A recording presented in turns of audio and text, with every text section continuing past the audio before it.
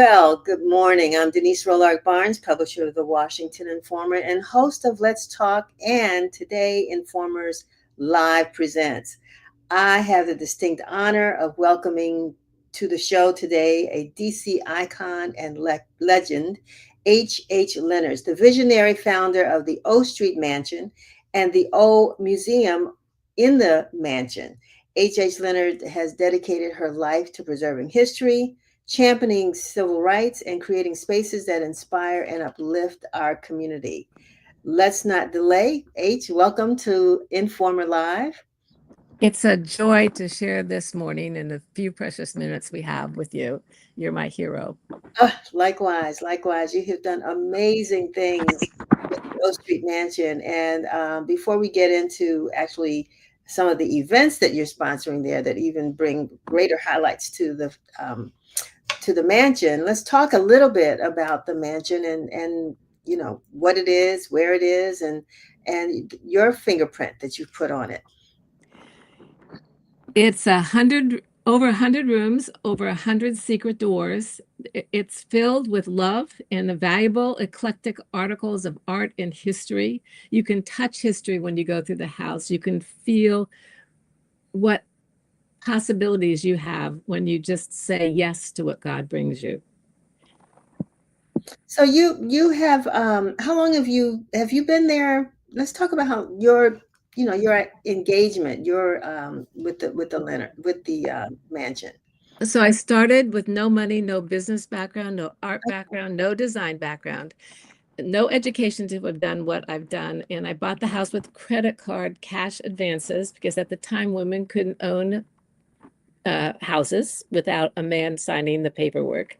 So 45 blessed years ago, and I am it's like I just moved in. I'm having such a good time. It's a little kid in a candy shop. No 2 days, no morning, noon, or night are ever the same. And it's filled with people that converse with you, have conversations, tell you what their dreams are and how they're going to serve others. That's wow, I was stumbling over that question because I didn't recall whether you were the actual founder. You established the O Street Mansion, and so now that we have gotten that clear, how did you find that property and that location? I mean, you're in the heart of DC, but what was it about this particular property that attracted you? I didn't see it before I bought it, which is interesting. Which is why I always tell people say yes to whatever God brings you. But I didn't really know where it was located. And what is really interesting is I moved in maybe a year before the subway opened at DuPont Circle, not even knowing what a subway was, quite frankly, because I was from a small town in Indiana. So it was meant to happen. And what's so interesting to me is the address is also God's way. It's 2020 O Street Northwest. 2020 is perfect vision. So, and yeah. And so, and why did you decide to turn this into, it's not only, a mansion and a place where people can stay, but also it's, like you said, a gathering place. I just did an interview with Andy Shalal of, Busboys. It was interesting because he knew he wanted a place where people could gather, and share. And it sounds like you had a similar vision when you opened or launched the O Street Mansion. Was that part of coming?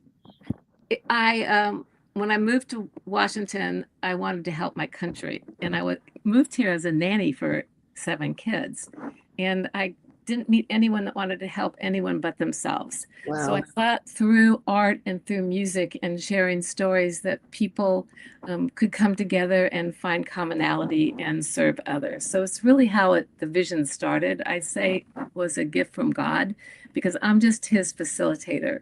He shows me pictures of what I need to do and I just follow it. Well, you talk about a gift from God, and you've done a lot of people have come through that mansion to do a lot of public events and private events, and now you're have the First Sunday Gospel series at the Museum in the mansion. I mean, that's now every Sunday.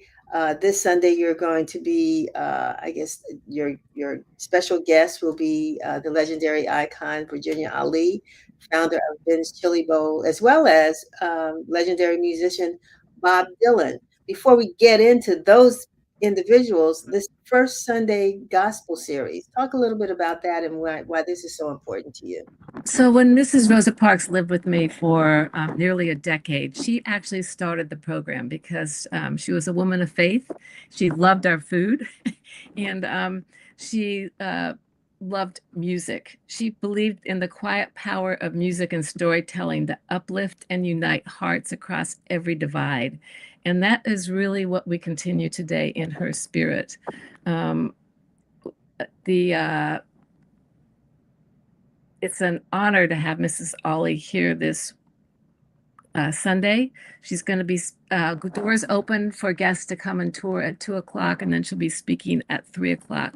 But Ollie, her life is a living sermon and one of discipline and dignity and unwavering service.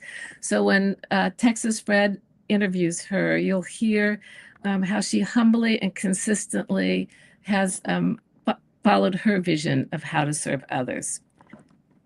And so the first Sunday Gospel series, tell us about that. Is that a monthly program where you're featuring gospel music and a special guest?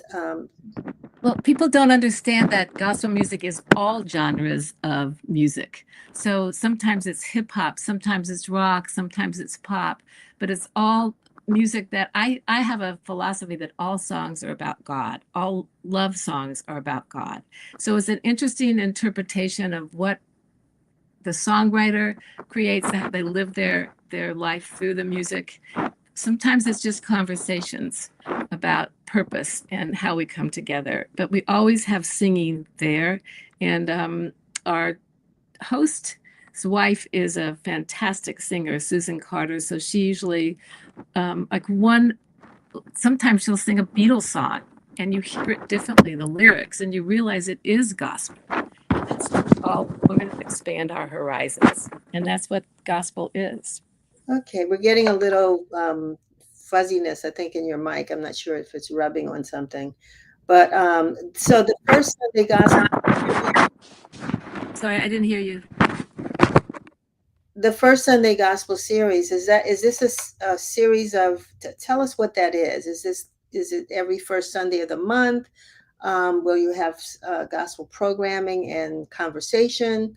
Tell us about that. And you mentioned food. I definitely wanted to Well, talk when about Mrs. that. When Mrs. Parks was here, we did Sunday brunch. But now with the state of the economy, we're just having gospel conversations Okay, and food for thoughts. wonderful. Okay, that makes sense because yeah, spiritual conversation can be very fulfilling. And then I know that you've got Bob Dylan as your special guest as well with Heaven's Door.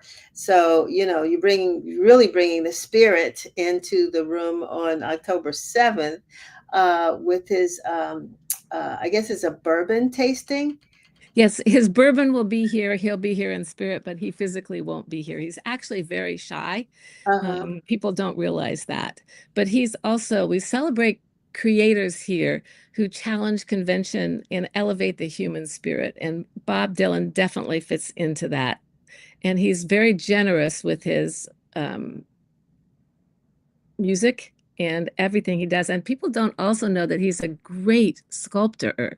So Mm, on the bottles of bourbon, you'll see his sculpture. He's had foundry in Kentucky for 30 years and made art. If you go to MGM, you'll see the gates going into the MGM in Maryland are his art.